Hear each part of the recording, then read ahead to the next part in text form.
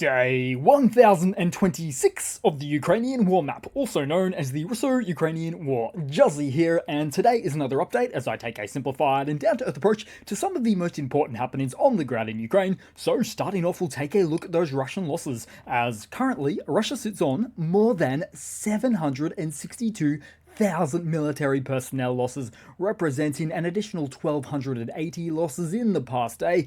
Then as for hardware losses, 12 tanks, 32 APVs, 26 artillery, and a soft target bonanza of 181 disabled targets for the armed forces of Russia. Most of which don't actually look like vehicles that belong to any national army. But then as for the modernized tech and real military vehicles Russia uses, well, in this case, we've seen a fascinating sharp increase in their usage of 60-year-old T-62 tanks to unprecedented levels, indicated in orange right here. And don't let the visualized nature of this stacked area chart throw you off, where at a brief glance it might look like there's an uptick in T-72 or T-80 tanks used and destroyed, but rather it's the sharp increase in destruction of the T-62s acting on the baseline of this chart that now single-handedly accounts for 33% of Russian tank losses so far in December alone, and a figure not seen until now,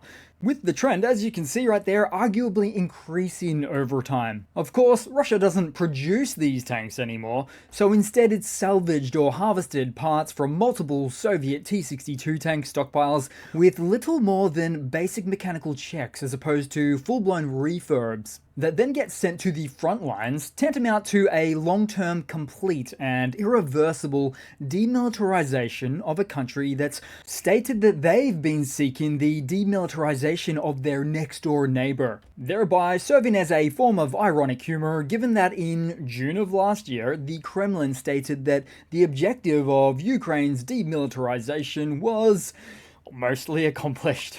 Then headed to the map now with so much news for Russia. So let's start in Kerch near the occupied peninsula, as the Russian oil tanker, the Volganeft 212, has been sinking near the Kerch Strait. Reports indicated that the vessel had been severely damaged, allegedly breaking in half due to rough waves due to quote-unquote storm waves. Now, simultaneously, another tanker, the Volganeft 239, was also facing concerns of a potential similar fate in the same region. So certainly a curious event to happen amid the backdrop of the Russo-Ukrainian War, with earlier reports of UAVs in the region, surely leading some to question, was this event because of storm waves or storm shadows?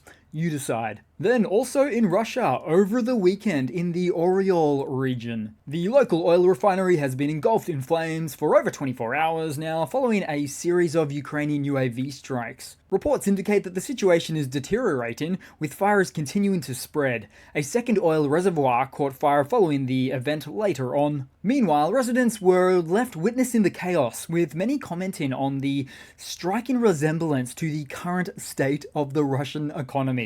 On fire. Then still within Russia to Krasnodar, because at the time of coming into the weekend, partisans made headlines by setting fire to 3 Russian railway locomotives, underscoring the bold and ongoing resistance efforts in this region, and indeed many others. And it's not like the Russian railway network wasn't already dealing with its own massive set of issues, which includes a drowning in debt and decreased cargo volumes, in part due to the overutilization of the network, compounded by limited maintenance and spare parts as a result of a heavily sanctioned yet vital industry of Russia's. Then headed way further west, or east I should say, and back to Yekaterinburg, inside of Russia, where we were only just looking at suspicious fires in the region last week, because now a bold individual made headlines by hurling 4 Molotov cocktails at a military conscription office, where the suspect remains at large. It's almost as if not everybody in Russia is on board with this SMO. Then headed southwest on the map to Sochi, where air defense systems were active overnight, as Ukrainian drones have reportedly reached the area. Video footage captures the response of Russian air defense to these latest aerial incursions, indicating the heightened state of alert for the seldom attacked region, at least up until now, and being about 700 to 800 kilometers as the crow flies from Odessa, for instance. Oh, and you might also be interested or curious as to whether or not the target was Putin's palace. But not quite, because in an earlier Russian twist of events, Putin actually had the main building of his Sochi palace demolished earlier this year, around March time. What a master strategist right there, beating Ukraine to the punchline. Then for the map, we certainly must move to the Kursk front, as intelligence reports have confirmed the deployment of North Korean infantry units in the region, additionally caught in the lens of a Ukrainian reconnaissance drone. The DPRK soldiers have been seen advancing, or at least moving in formation, reportedly near the northwest, near to the front lines, albeit without equipment, raising questions about their operational effectiveness and intentions. Additionally, reports suggest these soldiers have been dressed in Russian military uniforms, but not surprising given we've already seen North Koreans receiving military garbs en masse. And so with this latest instance hinting at a somewhat grim strategy of mass infantry wave assault characteristics employed as part of Russian military tactics. And it does all appear a little bit strange looking, as they're supposed to be the North Korean Special Forces units as well.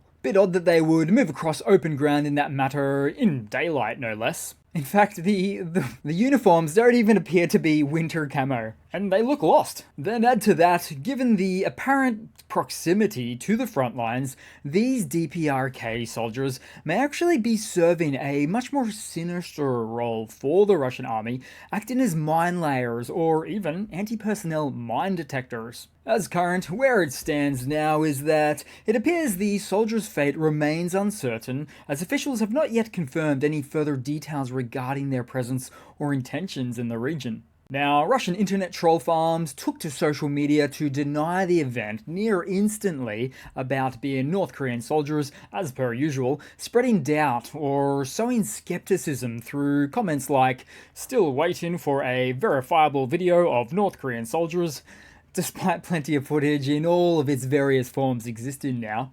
But as a refresher, the extremely poor coordination that was found between the Asian and Russian armies reportedly led to a major retreat of the North Korean soldiers into camps for retraining, with both Russian and North Korean commanders scrambling to address the fallout of the exceeding amount of inefficiencies discovered when combining the armies. As such, the online bots then used this almost missing in action status to their temporary advantage to present this image of no North Korean soldier involvement. Yet, perhaps ironically, if the Kremlin shifted its spending of its reported billions annually on international propaganda activities, then these such soldiers may have actually ended up having a chance of being properly equipped.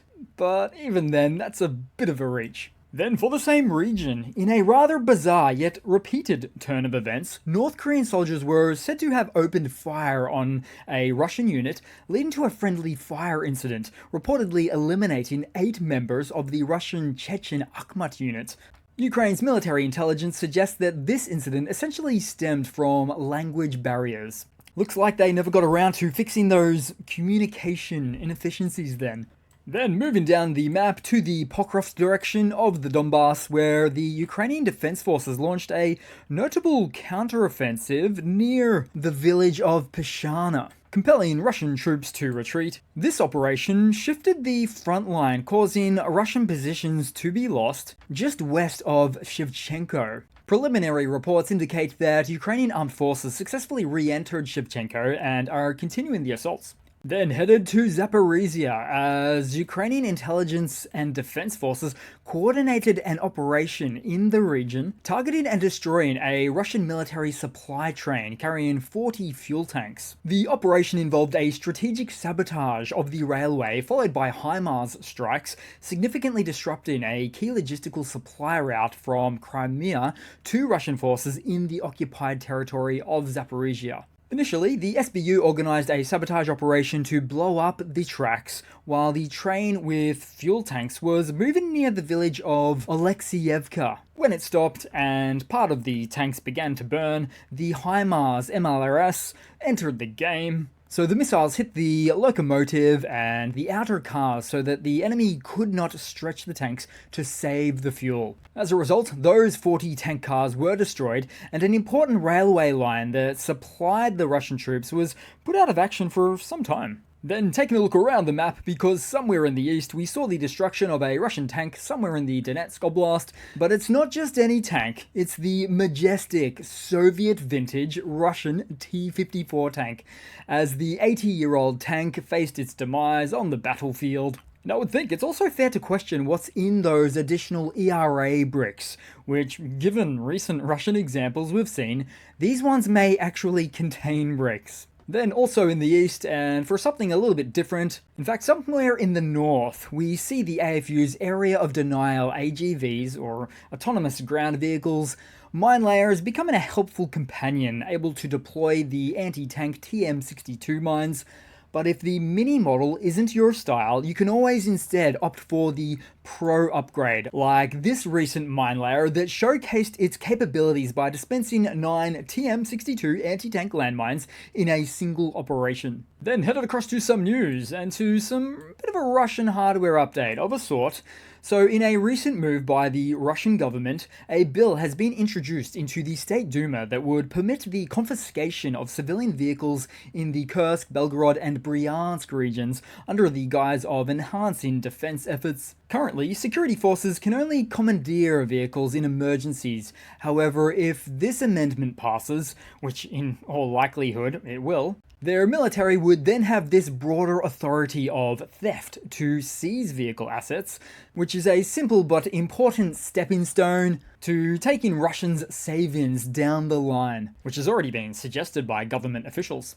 Then to some more Russian economy blunder news, as data about the Russian real estate market woes continue to surface, where new reports show it is facing a significant crisis, evidenced by a staggering 53.5 million square meters of unsold housing, equivalent to about 1 million apartments. Sales have plummeted by 2/3 on average in all the major regions over the past year, indicating that prospective buyers are increasingly unable to make purchases due to financial constraints, coming from a variety of conditions. And other recent statistics paint a grim picture.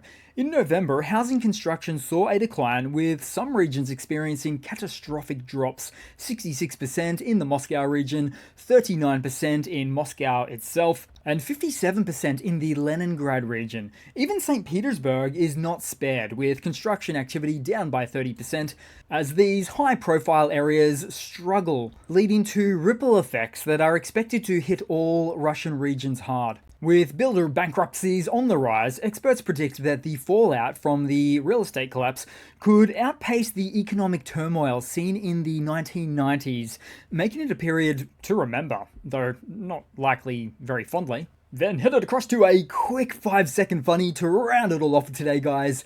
So most recently we saw some Russian footage of a soldier riding a quad bike, a Russian soldier, where he then proceeded to slip and topple over. Rookie mistake on snow and ice. But the unique factor in all of this, or perhaps not so unique, is that why on earth does Russia upload, why do their soldiers upload all of these embarrassing pieces of footage as well? It happens so much, all the time. I'm just lost as to why the reason for this could be. I really am. So that's it for today, guys. Slightly different, change of pace video. So much happening in Russia, on really all accounts. So yeah, thanks again for watching, and I do hope to see all of you guys there in the next one. Cheers!